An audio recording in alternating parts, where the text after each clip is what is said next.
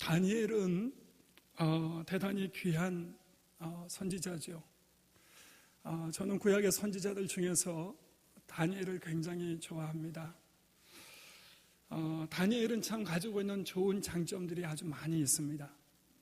특별히 다니엘은 어렸을 때, 나이가 비록 아주 젊고 어렸을 때, 정확히 몇 살이라고 할 수는 없지만 상당히 어린 나이에 왕족과 귀족들 일부를 포로로 잡아서 바벨론 왕 느부갓네살이 포로로 끌고 갔을 때 1차, 2차, 3차 포로를 세 번을 통해서 이제 끌고 가는데, 그 중에 첫 번째 포로로 끌려갔을 때 끌려갔던 사람입니다. 어떻게 보면 포로긴 하지만 뛰어난 사람을 뽑아서 간 거예요. 그렇기 때문에 다니엘은 머리가 굉장히 총명한 것으로 그래도 나름 인정을 받고, 그래서 느부갓네살 곁에서 훈련을 받아서 느부갓네살의 신하로서 일할 수 있도록 이렇게 착출됐다고 할 수 있습니다. 그러면 이제 그 느부갓네살 입장에서는 내가 정복한 나라에 뛰어난 그 고관의 자제를 잘 양육해서 내 입맛대로 길러가지고 그 나라를 어떻게 보면 계속해서 자기의 내 뜻대로 이 속국들을 다스릴 수 있는 장점이 있죠. 그래서 느부갓네살 입장에서는 이런 똑똑한 사람들을 모아서 자기의 신하로 잘 양육하는 건 굉장히 필요한 일이었는데, 그때 뽑혔던 사람이 이제 다니엘이었습니다. 이 다니엘이 상당히 총명했을 뿐만 아니라 하나님께서 그의 믿음을 보시고 얼마나 축복을 해주셨는지, 하나님께서 다니엘을 느부갓네살을 도왔던 모든 박사들보다 10배나 더 총명을 주셨다. 성경은 그렇게 말하고 있습니다. 그래서 사실 다니엘 그러면은 총명하고 하나님의 지혜가 아주 풍성했던 그런 선지자라고 우리가 알고 있죠. 자, 그 다니엘이 오늘 종말에 있을 일에 대해서 오늘 본문에 예언을 하고 있는 거예요. 다니엘이 마지막 12장 되는 그 다니엘서를 전체를 이제 환상을 남기면서 맨 12장에 종말에 대한 11장과 12장은 종말에 대한 다니엘이 봤던 환상을 이제 남겨놓거든요. 오늘 우리가 그 환상의 얘기를 보면서 정말 우리가 살아가야 될 이 종말의 때 하나님이 뭐라고 다니엘을 통해서 말씀하시는지를 우리가 한번 보려고 하는 것입니다. 우리가 이 말씀 1절부터 한번 보겠습니다. 한번 1절부터 보실 텐데, 자, 1절 같이 한번 읽어볼까요? 시작. 그때 내 민족을 호위하는 큰 군주 미가엘이 일어날 것이요 또 환란이 있으리니 이는 개국 이래로 그때까지 없던 환란일 것이며, 그때 내 백성 중 책에 기록된 모든 자가 구원을 받을 것이라. 아멘. 여기 1절에 그때에 이런 표현이 나오죠. 종말의 때를 지금 말하는 것입니다.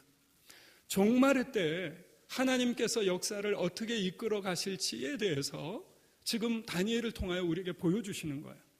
저는 이제 작년에 이 소선지서, 대선지서 이게 특별히 관심을 가지고 이렇게 묵상하면서 쭉 계속해서 이제 읽다가 이 특별히 다니엘서를 보면서 참 마음이 굉장히 아주 사로잡히는 그런 생각이 들었어요. 마음이 확 제 마음을 사로잡았어요. 이 다니엘서가.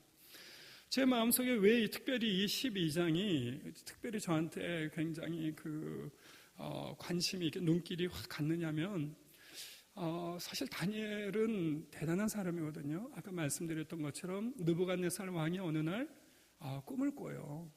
꿈을 꾸는데 너무 희한한 꿈을 꾸는 거예요. 근데 그 꿈이 너무 선명하고 굉장히 두렵고 무엇인가 자기에게 암시하는 게 분명한데 이것이 무슨 뜻인지를 모르겠는 거예요. 근데 자기의 박사들에게, 자기를 돕는 신하들에게 그것을, 야, 이런 꿈을 꾸었는데 무슨 뜻이니? 이렇게 물어봤다가는 이게 코에 걸면 코걸이, 귀에 걸면 귀걸이, 무슨 대답이 나올 줄 모르니까 이 느부갓네살 입장에서는 정말 믿을 수 있는 대답을 듣고 싶은 거예요. 그래서 이 신하들에게 뭐라고 얘기합니까? 내가 꾼 꿈이 무엇인지 맞춰봐라. 그리고 그 꿈을 해석해봐라. 이 두 가지 숙제를 내줍니다. 그러니까 신하들이 가만히 들을 때 해석하는 것이야 이렇게 생각해 보면 할 수 있을 것 같은데, 꿈을 맞춰봐라, 내가 무슨 꿈을 꿨을지 그것 먼저 맞춰봐라 이렇게 하니까 신하들이 다 그냥 어안이 벙벙하죠. 아무도 맞출 수 없었습니다. 그래서 왕이 진노하면서 내일 너희들 다 형장에 보내겠다 이러고 있을 때 다니엘에게 소식을 전해 듣고서 나에게 시간을 좀 주십시오 하고 밤에 친구들과 기도하다가 하나님이 보여주신 환상 중에 큰 신상이 나타나는 거예요. 그러니까 느부갓네살 왕이 꾸었던 꿈이 다니엘에게 환상으로 나타나는데 큰 신상이 딱 보이는 거예요. 머리는 황금으로, 가슴은 은으로, 허리는 노스로, 그리고 허벅지와 다리는 철과 흙으로 이렇게 뭉쳐져 있는 그런 환상을 다 보여주시는 거예요. 그러면서 하나님께서 그게 무슨 뜻인지를 쫙 가르쳐 주시는 거예요. 예, 바벨론 황금과 같이 황금기를 구가하는 이 바벨론이 무너지게 되면 그 다음에 은과 같은 나라, 그보다 조금 못한 나라 페르시아가 들어서고, 페르시아가 무너지고 난 다음에 그리스가 무너진 다음에 로마가 일어날 것을 쭉 말씀하시면서 그 로마 이후에 사람의 손으로 띄지 아니한 한 돌이 그 로마를 무너뜨리고 하나님의 나라가 온 땅에 서게 될 것을 이제 환상으로 보고 그 해석을 깨닫게 돼요. 하나님의 은혜로. 그리고서 그거를 말해서 맞췄던 사람이기 때문에 이거는 정말 다니엘이 이렇게 하나님의 지혜와 총명으로 충만해서 장래에 있을 수백 년에 걸쳐서 이루어질 미래에 대해서 아주 정확하게 맞췄기 때문에 저는 다니엘이 오늘 다니엘서 12장에 그때에 종말의 때에 뭐라고 하는 것에 대해서 굉장히 저는 관심이 되는 거예요. 야, 다니엘이 종말에 우리가 무엇을 붙들고 어떻게 살기를 원하는가에 대해서 말을 하는데 여기에 대해서 마음이 확 끌렸어요. 그래서 보는데 특별히 1장의 첫 번째 한 가지 얘기를 합니다. 자, 어떤 얘기를 하는가 1절을 한번 보세요. 그때 내 민족을 호위하는 큰 군주 미가엘이 일어날 것이요, 이스라엘 민족을 호위하는 천사장이 있습니다. 그 천사장이 미가엘 그리고 가브리엘 두 천사들이에요.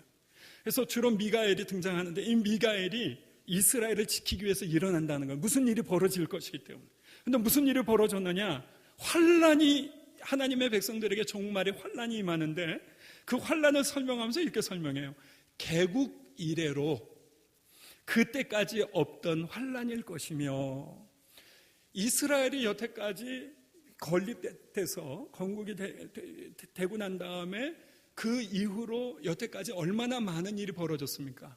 북이스라엘과 남유다가 나누어지고, 북이스라엘은 먼저 멸망을 하고 남유다도 지금 1차로 멸망을 하고, 이 12장을 받았을 때는 뭐 2차, 3차까지 다 멸망했을 때니까 북이스라엘과 남유다가 다 멸망할 정도의 아픔을 경험한 하나님의 백성들인데, 오늘 성경을 보니까 개국 이래로 그때까지 없던 환란이 장차 있을 거라는 거예요.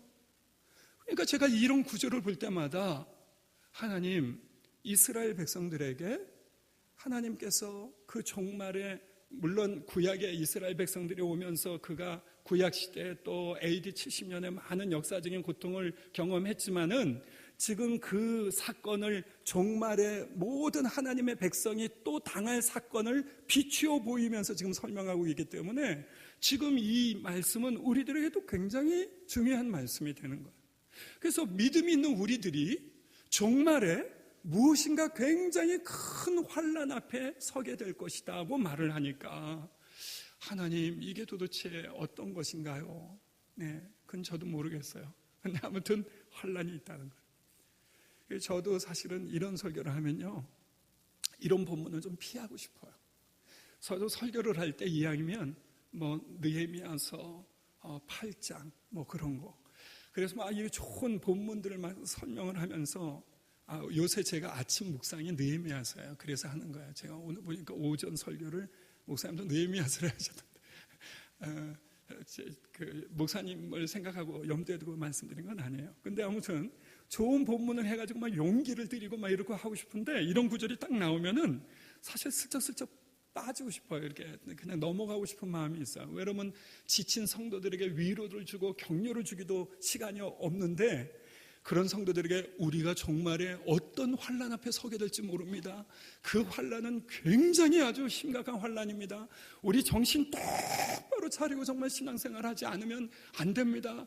여러분, 새벽기도, 우리 예배 이런 생활 이런 것들이 이런 식으로 돼서는 안 됩니다. 이런 얘기를 하려고 하면은 사실 제 마음도 조금 불편해요. 내가 이런 마음에서 괜히 성도들 마음 좀 이렇게 무거운 짐을 주는 것 같아가지고 이런 본문을 말씀드리려고 여러분, 저도 조금 마음이 불편해요.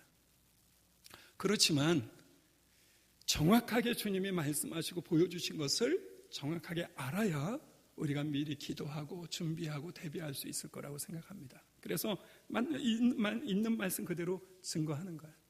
여러분, 우리가 어떤 일을 경험할지 알 수 없어요. 저는 엊그저께 저한테 전화 한 통을 고등학교 때 제가 순복음교회에서 이제 섬겼어요.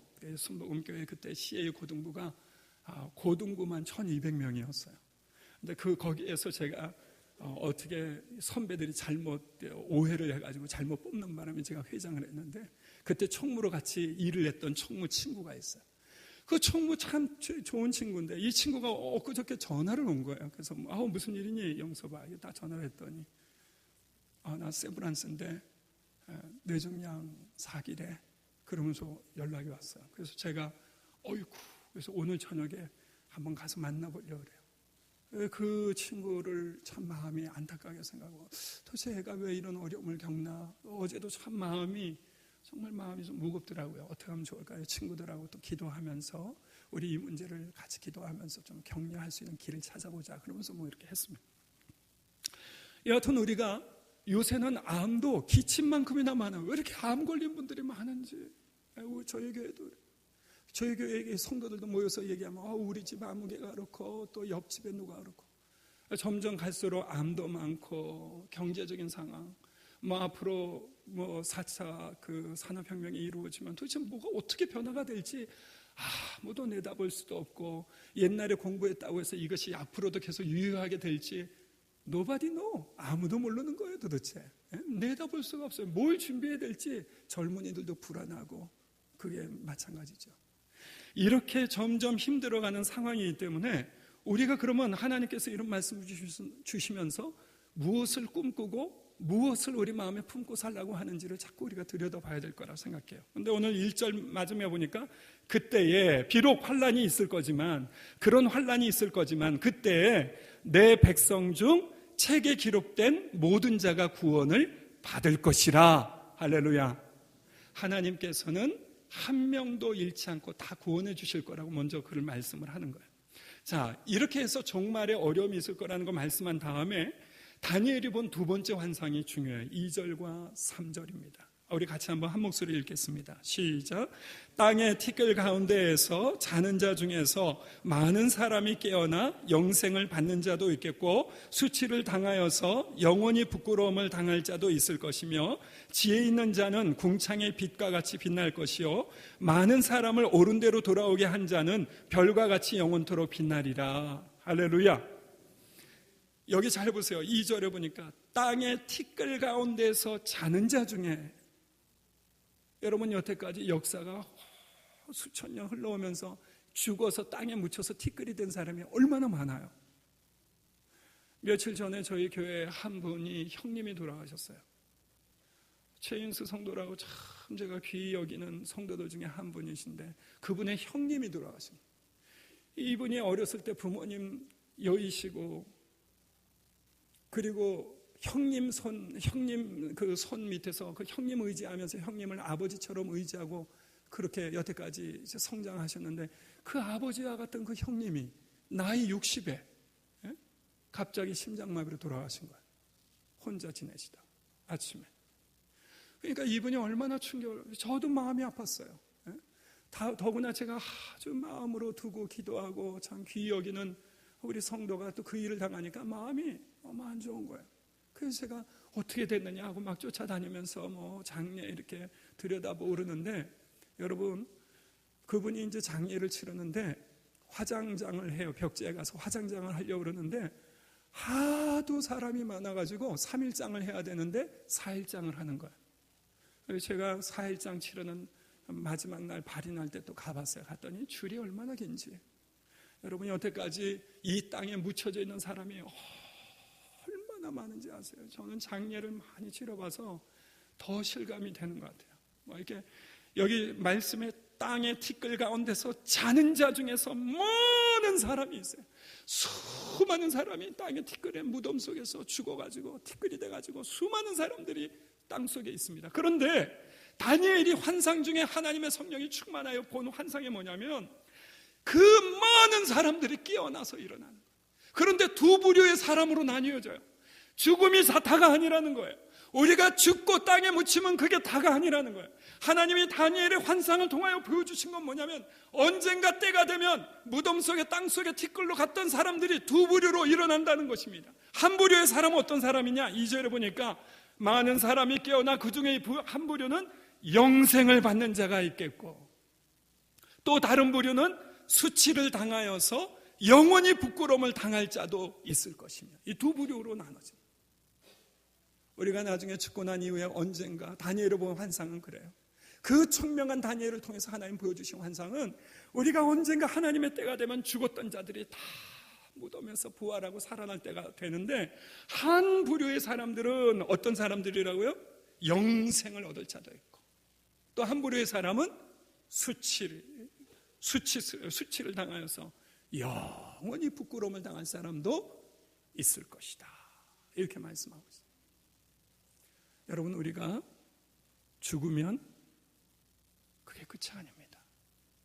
죽고 난 다음에 반드시 부활이 있습니다. 그리고 부활은 두 종류의 부활이 있습니다. 영광스러운 부활과 수치스럽고 부끄러운 부활이 있다는 거예요.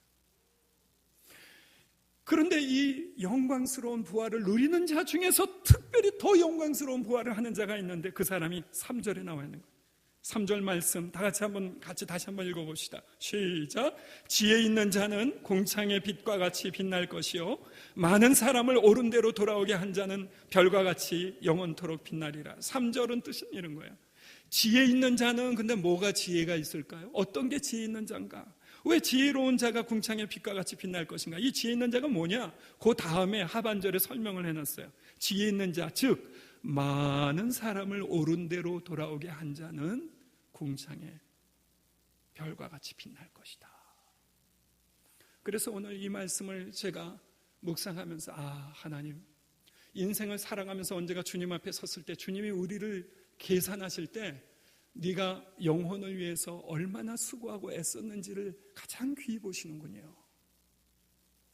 그래서 여러분 오늘 교사 헌신 예배 때 교사들이 마음속에 품어야 될, 꾸어야 될 꿈이 한 가지 있어요. 그건 뭐냐면 내가 한 영혼이라도 하나님께로 인도해야 되겠다고 하는 꿈을 꾸세요.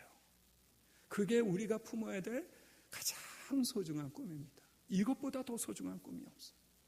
여러분 저는 살면서 목사로 살기 때문에 제 주변에는 안 믿는 사람이 사실 거의 없어요.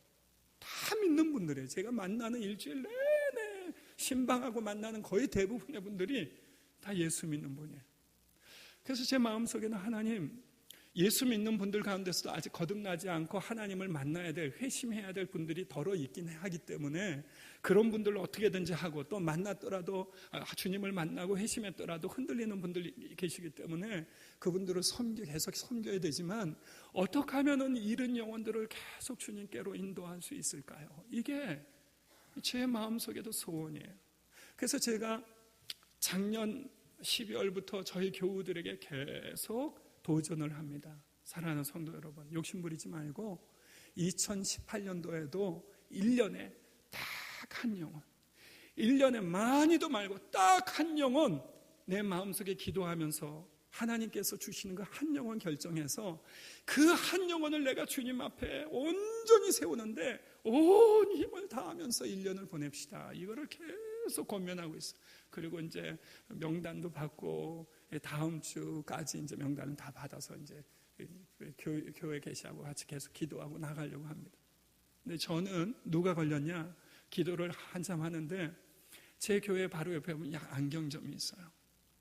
안경점에 믿지 않는 분이 한 분 계세요. 근데 그분은 여호와의 증인, 대장 여호와의 증인, 거기에서 굉장히 아주 신실한 여호와의 증인 한 분이 계세요.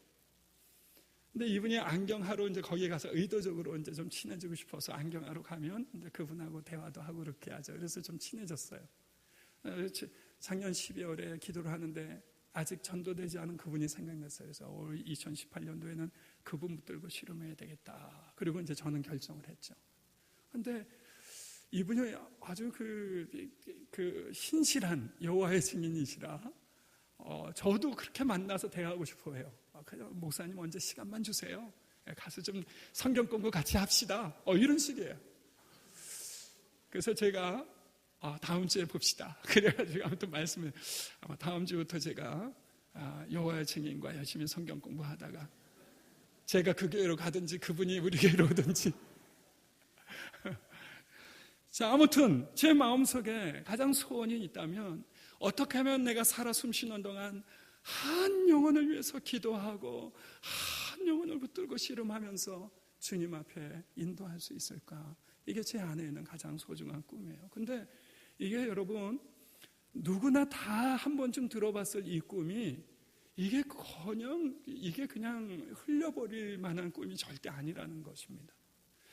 제가 여태까지 그 부목사 생활을 좀 오래 했습니다. 목사 안수를 97년도에 받았으니까 그 97년도부터 뭐 지금까지 한 20년 목사로 있었죠. 그 이전에 전도사로 또 군종병으로 또 뭐 이렇게 있으면서 이제 교회 군대 교회 때부터 이제 섬기면서 청년들 이렇게 섬겨왔는데 저는 영혼에 대해서 그렇게 갈망을 하질 못했던 것 같아요.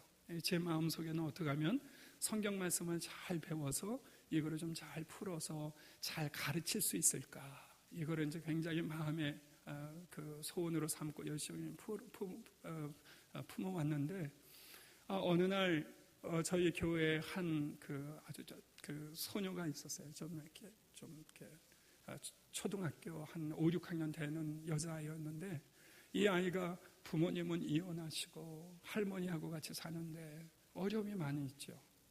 정말 삶의 과정 환경이 참 어려움이 많이 있었습니다. 근데 이 친구를 아내가 이제 붙들고 성경 공부를 시키는 거예요. 성경 공부를 시키고 거듭나게 하고, 근데 이 아이가 변화를 받고 그렇게 방황하고 힘들어하고 혼란스러워하던 이 아이가 몇 년 동안 양육을 받고 성경 공부를 하면서 아이가 변하기 시작하는 거예요. 그러더니 중학교 올라가더니 학교 성적도 올라가기 시작하는 거예요. 그리고 방황하던 그 아이가 고등학교 때쯤 됐을 때는 이제 꿈을 정하고 노력을 하더니 이 아이를 위해서 막 아내가 집에 애들 가르치려고 막 키보드 이렇게 사놨던 것도 막 너 음악 공부한다며 뭐 주기도 하고 또 음악도 레슨해주고 가르쳐주고 그러면서 몇 년을 기르더니 이 아이가 나중에 그 음대에 들어왔어요. 음대 실용음악과에 들어와서 지금은 교회 반주자도 하고 얼마나 예쁘게 아이가 커가는지 그 모습을 제가 수년 동안 지켜보면서 한 영혼을 주님께로 인도하는 일이 굉장히 중요하구나. 이런 마음을 제가 도전을 많이 받았죠. 그래서 이제 그 마음을 가지고 열심히 하는데 이런 것이 저한테는 조금 쉽지가 않았어요. 그 씨름하는 사람은 보통 좀 힘든 사람을 항상 목사에게 부탁을 하기 때문에 항상 쉽지가 않아요. 저희 교회 작년에도 한 분이 좀 이렇게 대하기가 어려운 분이 있었는데 성도들이 목사님한테 가봐. 그래서 이제 목사님한테 온 거예요. 근데 이분은 정신분열증을 앓고 계셨어요. 그래서 정신분열증을 앓고 계셔가지고 혼자 계시면은 계속 딴 얘기를 하시는 거예요. 계속 딴 얘기를 하세요. 중얼중얼 그러다가 어쩔 땐 막 핏대 높이고 막 공중을 향해서 막 욕도 하고 그러니까 이분에게는 환청이 들리고 자꾸 딴 소리가 들리고 이렇게 뭔가 이렇게 이렇게 어떤 그 마음의 그림들이 자꾸 이제 보이는 거예요. 그래서 이분이 그런 어려운 분이기 때문에 성도들도 너무 대하기가 힘드니까 목사님한테 가봐 이렇게 이제 한 거예요. 그래서 가서 얘기를 하는데 이분이 이제 도움을 달라고. 자기는 벌써 그 집에서 나온 지 수년도 더 됐고 어떻게 해야 될지 모르겠다. 목사님 좀 도움 좀 달라. 그러면 어떻게 도와줬으면 좋겠느냐. 그랬더니 이제 집을 좀 거처로 얻을 수 있도록 이렇게 저렇게 도와달라. 뭐 이런 얘기를 이제 하기 시작하는데, 여러분 그 말이 그렇지 그 어떻게 그 집을 얻고 뭐 이런 거 어떻게 그 쉽게 도울 수가 있겠어요. 그래가지고 이걸 참 이 문제를 어떻게 해야 될까 기도하면서 그분하고 이제 씨름하면서 대화하면서 얘기를 듣죠. 근데 얘기를 한번 시작되면 이분은 3시간 4시간이 기본이에요. 3시간 4시간 앉아서 한번 3시간 4시간 한번 얘기 좀 들어보세요. 학생들 얘기. 그게 얼마나 진이 빠지는지. 그렇게 해서 이분하고 얘기를 하면서 신뢰감을 얻었어요. 신뢰감을 서서히 신뢰감을 얻고, 신뢰감을 얻으니까 이분에게 서울시에서 뭐 이렇게 했던 그 거처를 연결을 좀 해주는 뭐 이런 과정을 하려고 했지만 또 뭐 아무튼 과정이 좀 지나는 과정이 있습니다. 제가 이 시간에 뭐 그걸 다 늘어놓을 수는 없고, 근데 이분이 그렇게 해서 신뢰감을 얻고 이분 다시 정신병원으로 연결을 시켜서 치료받게 하고, 나와서 또 그 동사무소 연결해가지고 또 집 도움을 받을 수 있도록 연결을 다 하고, 지금은 어떻게 되냐면 작년 초만 해도 옷도 남루하고 몸에 냄새도 나고 대화하기가 너무 힘들 만큼 정신적인 어려움도 겪었던 이분이 지금은 한 1년 지나고 나서요 완전히 바뀌었어요. 지금은 정서적으로도 너무 평안하고 온전하고, 이제 그 치료도 적절하게 잘 받고 있는 중이고, 정서적으로도 모든 이 장소도 안정이 돼서 그런지 몰라도 아무튼 그래서 그런 과정을 겪으면서 한 영혼이 주님께로 돌아와서 평안함을 누리니까 얼마나 기쁘고 감사한지. 그래서 제 마음속에 정말 영혼들을 세우는 일에 애써야 되겠구나, 그런 생각들을 많이 가졌는데, 문제는 뭐냐면 그게 쉽지 않다는 거예요. 여러분, 한 영혼들을 이렇게 변화시킨다는 게 그거는 좀 좋은 케이스지, 저는 실패한 케이스들이 훨씬 더 많아요. 너무너무 많아요. 왜 이렇게 사람 바꾸기가 쉽지가 않은지. 그래서 제가 이 구절을 보면서 그랬어요. 하나님, 여기 3절에 보니까 지혜 있는 자는 궁창의 빛과 같이 빛날 것이요 많은 사람을 옳은 대로 돌아오게 한 자는 별과 같이 영원토록 빛나리라 그러는데, 하나님, 많은 사람이요? 저는 많은 사람은커녕 제가 맡고 있는 우리 성도들 섬기는 것도 너무 벅차고, 이제 그 다음 주에 만날 여호와의 증인도 너무 벅찹니다. 그 사람이 준 책을 보니까 뭐 원어에다가 뭐 잔뜩 이거를 이렇게 저렇게 해놔가지고 그거를 하나하나 논리적으로 그 사람을 설득시켜가면서 예수 믿게 할 수 있을지, 하나님, 저는 진짜 제 힘으로는 자신이 없습니다. 그건 제 솔직한 고백이에요. 이게 작년에 그분도 한 분이니까 그랬지, 이분이 한 서너 분 저희가 달려들어요. 저는 아무것도 못해요. 그래서 솔직하게 하나님, 어떤 사람은 많은 사람을 옳은 대로 돌아오게 한다 그랬는데, 어떤 사람은 도대체 이렇게 옳은 대로 돌아가게 하는, 많은 사람을 옳은 대로 돌아가게 하는 사람도 있고, 저 같은 사람은 그저 한 명 하고 나서도 지쳐가지고 하고 하나님 도대체 뭡니까 도대체 생하고 있었는데, 최근에 제가 요나서를 보다가 무릎을 탁 쳤어요. 여러분, 요나서 3장 1절에서 5절 말씀을 잠깐 보겠습니다. 요나서 3장 1절에서 5절, 여기 앞에 있죠. 옆에. 우리 하고 좀 구조가 달라서 여기 본문이 있죠. 자, 요나서 3장 1절에서 5절에 보니까 이 3장에 하나님께서 말씀이 두 번째 요나에게 임해요. 하나님께서 왜 두 번째 말씀을 주셨을까요? 요나가 1장에서 순종했기 때문에, 불순종했기 때문에? 불순종했기 때문에. 그죠? 자, 요나는 어떻게 보면 하나님의 말씀에 순종한 선지자가 아니고 불순종한 선지자예요. 어떻게 보면 하나님께서 순종하는 선지자들을 통해서 많은 말씀을 쏟아내게 하셔야 되는데, 하도 불순종하니까 요나가 니느웨에 전한 말씀은 딱 한 문장뿐이 없어요. 거의 요나서 4장은 요나를 그냥 뒤바꾸는 일에 전부 다 기록되어 있습니다. 그 정도로 힘든 사람인데, 자, 이 요나에게 하나님의 말씀이 임했어요. 너 다시 가라, 니느웨. 일어나 저 큰 성읍 니느웨로 가서. 여기 보니까 제가 이 말씀을 며칠 전에 보는데 그 말씀이 확 들어오는 거예요. 저 큰 성읍 니느웨로 가서. 이 성읍에는 앞뒤를 가리지 못하는 자만도 수십만 명인데 어른까지 다 하면 얼마나 많은 사람이 있겠어요. 그런데 그 엄청나게 큰 성 니느웨를 향하여 주님께서 이렇게 불순종하고 철없고 고집부리고 온고집스러운 이 선지자를 보내시면서 너 저 큰 성읍 가라. 그 성읍에 많은 사람들을 구원하는 일에 너 가서 일 좀 해라. 이렇게 부르시는 거예요. 제가 이 요나서를 보면서 이 요나하고 저하고 오버랩 되는 거예요. 겹쳐 보이는 거예요. 어떻게 보면 요나의 입장이 저의 입장이에요. 저는 저희 성도들을 이렇게 섬길 때, 저희 성도들을 섬길 때에도 막 버거워요. 어쩔 때는 막 이렇게 제가 이 인터넷에 올라가는 설교라서 참 이게 하기가 어려워. 이렇게 좀 뒷담 뭐 이런 것도 있고요. 뭐 아무튼 이런 얘기 들면은요, 그 얘기가 또 담임 목사에 다 귀에 들어와요. 뭐 우리 목사는 왜 이렇게 뭐 눈이 나쁘냐, 뭐 어떠냐, 뭐 이런 얘기 들어오면요, 마음이 막 괴로워요.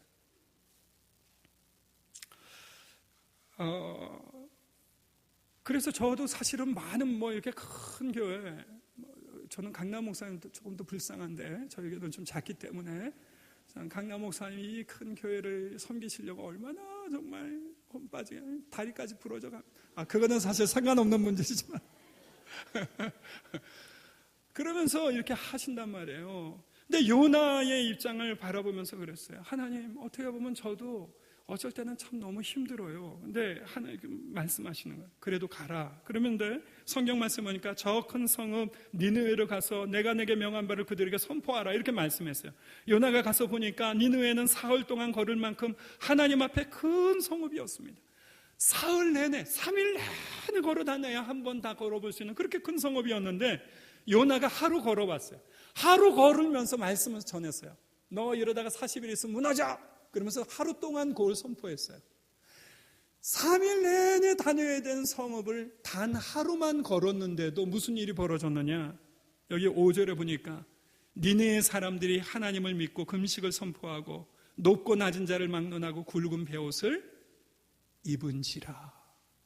여러분, 이렇게 연약한 요나를 통해서 니느웨가 뒤집어진 것이 아니라 다만 하나님의 말씀에 부족하지만 순종한 요나를 통해서 니느웨가 뒤집어졌어요.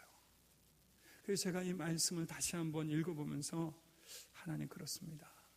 저는 정말 연약하지만 우리 아이들을 정말 돌보고 케어하는 게 얼마나 힘들고 어렵지만은 저의 힘이 아니라 주님 능력 의지하고 나가겠습니다. 저도 주일학교 교사 참 오래 했어요. 고등부 담당 목사로도 굉장히 오래 있었고요. 저는 제가 담당했던 고등부 중에서 정말 못돼 먹은 친구들이 좀 가끔 있었어요. 지금도 막 상처가 되는 말, 아직도 기억나는 말들이 가끔 있어요. 정말 도저히 입에 담을 수 없는 말들을 제가 들으면서 어떻게 걸어왔는지 모르겠어요. 근데 오늘 성경을 보니까 내가 힘이 있어서 가는 것이 아니고 하나님의 은혜로 그 길을 갈 수 있다는 거예요. 사람이 변화가 될 수 있는 것은 요나가 잘 돼서가 아니고 하나님의 은혜로 그 사람들이 변화받는 줄 믿으시기 바랍니다. 예수님께서 마태복음 28장에 보면은 한 제자가 배반해서 죽고 나서 남은 11제자를 만날 때도 똑같은 얘기를 하세요.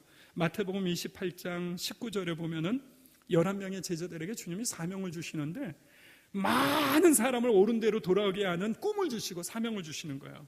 근데 19절에 보세요. 너희는 가서 모든 민족을 제자로 삼아 아버지와 아들과 성령의 이름으로 세례를 주라는 거예요. 모든 민족을 누구에게 맡기세요? 11제자에게. 그 말이 됩니까? 어떻게 모든 민족에게 11명에게 모든 민족을 맡기실 수가 있을까요? 더구나 이 11제자는 16절에 보면 본문에 빨간 글씨 보세요. 11제자가 갈릴리에 가서 예수께서 지시하신 산에 이르러 예수를 배웁고 경배하나 아직도 의심하는 사람들이 있더라 그랬어요. 11제자의 믿음이 좋았습니까? 좀 흔들흔들거렸습니까? 흔들흔들거렸거든요. 주님이 그런데도 불구하고 그 제자들에게 뭐라고 말씀하세요? 너희들은 가서 모든 민족을 제자 삼아라 하고 맡기시는 거예요. 어떻게 보면 제가 사실은 저 자신의 입장도 그래요. 다음 주에 여태까지 여호와의 집에 많이 만나봤지만은 아무리 헬라어 성경 뭐 얘기하고 뭐 별의별 거 다 얘기해도 꼭 한번 얘기하면 그 다음에 또 센 분 데려오고 또 얘기하면 또 센 분 데려오고 뭐 아무리 얘기해도 소용도 없는데 다음 주에 얘기해도 뭐 그 사람이 바뀔까. 사실 기대하기가 어렵지만 제 마음속에 자꾸 새벽마다 기도하면서 그런 기도를 해요. 하나님, 혹시 그 사람이 바뀌면 사도 바울처럼 뭔가 그 집단을 좀 어떻게 좀 확 좀 할 수 있지 않을까요? 그 기대감 때문에 기도하는데 그런 일이 벌어질지 안 벌어질지 모르겠지만은 중요한 건 뭐냐면 내가 잘나서 그 일이 가능한 게 아니라 임마누엘, 세상 끝날까지 항상 함께 하시는 주님 때문에 그 일이 이루어지는 줄 믿으시기 바랍니다. 제가 마지막으로 이제 설교를 정리하면서 여러분 동영상 짧은 거 하나를 좀 보여드리고 싶어요. 이 동영상을 보여드리는 이유는 김태원 선교사님 동영상인데 혹시 아시는 분이 계실지 모르겠어요. 근데 김태원 선교사님은 정말 가난한 나라에 가서 그의 삶을 온전히 바치셨던 아주 귀한 의료 선교사입니다. 그 의료 선교사가 삶에서 선교하는 과정에서 부딪혔던 삶의 문제를 통해서 하나님의 역사가 이 많은 사람을 주님께로 인도하는 이 하나님의 꿈이 어떻게 이루어지는지를 우리가 다시 한번 이 동영상을 통해서 한번 보고 느꼈으면 좋겠습니다. 한번 짤막한 동영상 한번 같이 보겠습니다.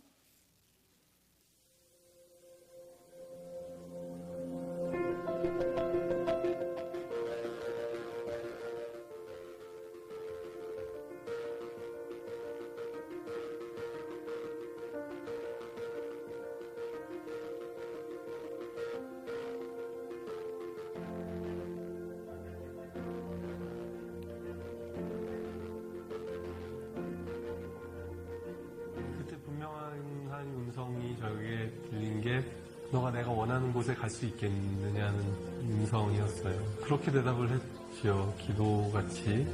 주님이 함께 하신다면 어디든 갈 수 있을 것 같습니다. 예수님이 저희 마음에 확신을 주셨고 그리고 저희 남편 마음에 확신을 주셨고 그 결정이 너무 기뻤기 때문에 어느 길로 가든 돌아가는 것 같아도 거꾸로 가는 것 같아도 예수님만 따라가면 하나님께로 가는 그 길이니까. 네.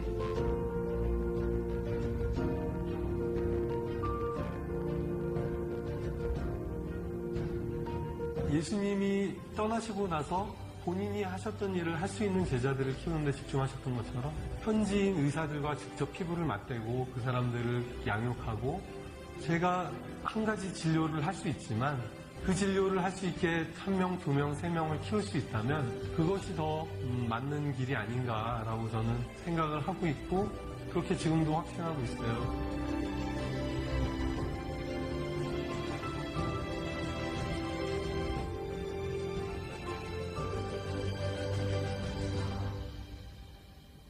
어느 날 몸이 좀 불편한 것을 발견을 했고 괜찮겠지 하다가 통증이 이제 발의 통증이 너무 심해져서 한국 가서 좀 치료를 받아야겠다고 한국을 갔는데 병원 가서 파킨슨이라는 걸 알게 됐죠.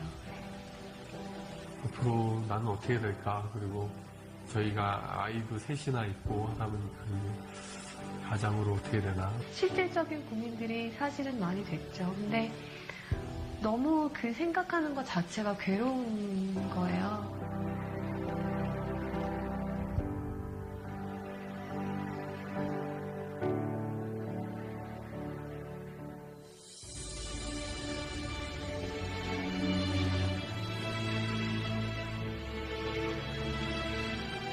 아침에 산책을 갔는데 소나기가 쏟아지는 거예요. 그래서 이 나무가 막 우거져 있는 곳이 있어서 너무 비가 갑자기 오니까 거기를 잠깐 들어갔었죠. 잘 됐다 하고 서 있는데 하나님이 주시는 말씀이 비가 쏟아진다고 집으로 가지 않아도 돼. 라는 마음을 주십니다. 그래서 갑작스런 그런 일을 당한다고 해서 돌아갈 필요 없고 그때 피할 수 있는 길을 내시는 겠구나. 눈을 감고 기도를 하는데 하나님이 갑자기 환상을 보여주시는 거예요. 제가 천진난만한 표정으로 애기같이, 정말 애기처럼 예수님 품에 이렇게 안겨가지고 예수님이 어디론가 걸어가시는 환상을 보여주셨어요. 예수님 발에서는 피가 흐르고 있었고 저는 너무 행복하게 안겨서 가는 거죠. 그때 다시 알게 됐어요. 아, 선교가 내가 하는 게 아니었구나, 진짜로.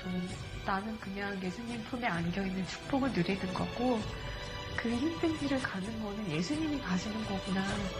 어떨 때는 좀 심하다 싶을 정도로 또 몸이 잘 안 움직여질 때가 있어요. 그러면 저도 두려움이 확 몰려올 때도 있고, 아, 이렇게 점점 더 몸이 굳어가는 거구나.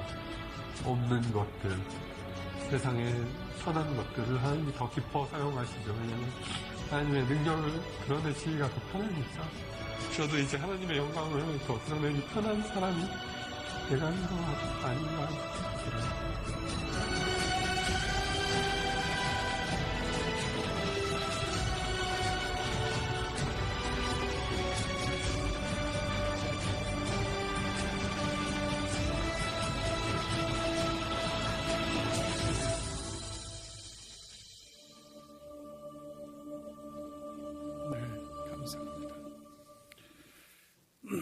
우리 김태훈 선교사님이 저희들에게 말씀해 주시는 것은 그분이 정말 우리나라에서 가장 좋은 대학교 또 좋은 의과대학에서 준비된 것도 귀한 것이긴 하지만 그럼에도 불구하고 하나님께서 그를 통해서 일하시는 하나님의 능력으로 선교가 이루어지는 것이구나 하는 것들을 이제 가르쳐 주셨다는 거죠.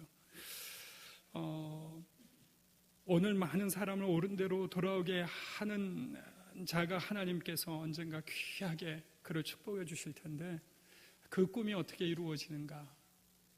하나님을 바라보고 믿고 신뢰하고 믿음으로 그를 붙드는 자가 많은 사람을 주님께로 인도할 줄 믿습니다. 그래서 오늘 여러분들 교사로서 헌신하면서 잘하셨어요. 좋은 사역에 들어오신 거예요. 이제 하나님 앞에 믿고 의지하면서 요나처럼 열한제자처럼 우리가 다 연약함이 많지만 주님께서 우리를 통해서 올 한 해 동안 정말 주님을 알아야 될 사람들이 주님을 만날 수 있는 일들이 많아지기를 축복합니다. 기도하겠습니다.